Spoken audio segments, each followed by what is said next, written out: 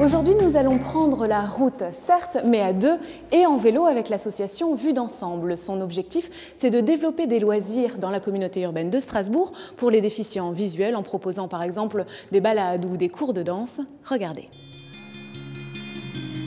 Ça faisait longtemps, tellement longtemps que Nicolas n'était pas monté sur un vélo, qu'il n'avait pas senti le vent rougir ses joues dans les descentes, qu'il n'avait pas posé les pieds sur un pédalier. C'est la première fois vraiment que je circule en ville, donc c'est un peu effrayant au début, mais au final c'est vraiment, comme dit, une redécouverte des sensations de liberté. C'est vrai que ça faisait longtemps qu'il ne s'était pas senti autant en sécurité. On y va, on tourne. On se penche à gauche. On tourne à gauche. Et on s'arrête. J'en avais fait un petit peu, mais c'était toujours accompagné. Et donc c'était pas vraiment du loisir parce que ça demande tellement de concentration de suivre quelqu'un à vélo classique. Et là, je peux me détendre complètement sur le tandem et vraiment profiter de la balade.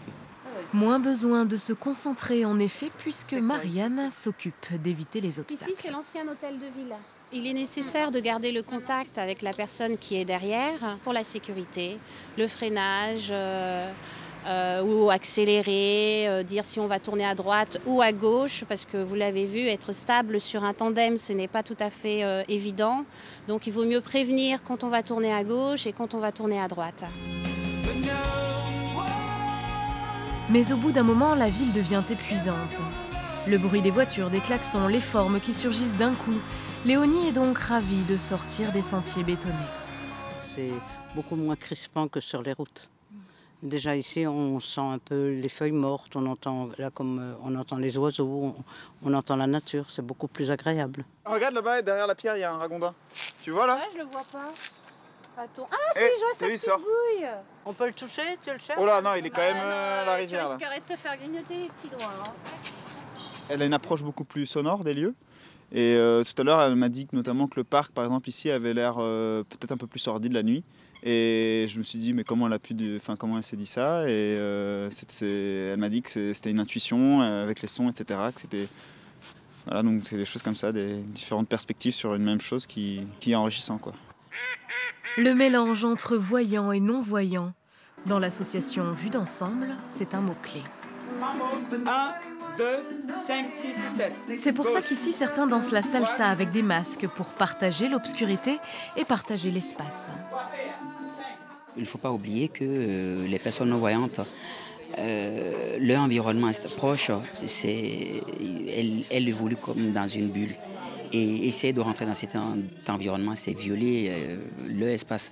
Donc du coup, danser, ça permet de partager cet espace-là, ce qu'on n'a pas l'habitude d'avoir dans la vie courante. 1, 2, 3.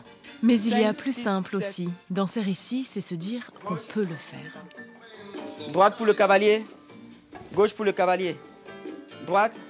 Avant, je pensais que la danse était un domaine qui m'était vraiment inaccessible, du fait que je ne pouvais pas suivre les chorégraphies ou que je ne pouvais pas voir les pas.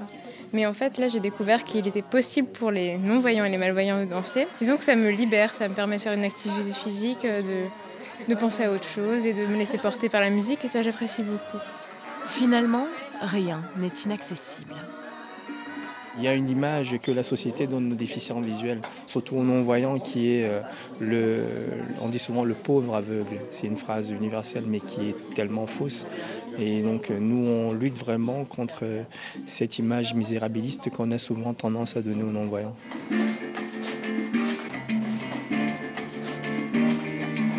C'est vrai qu'avec le masque, les sensations sont différentes. C'est quelque chose à essayer. Bonne soirée.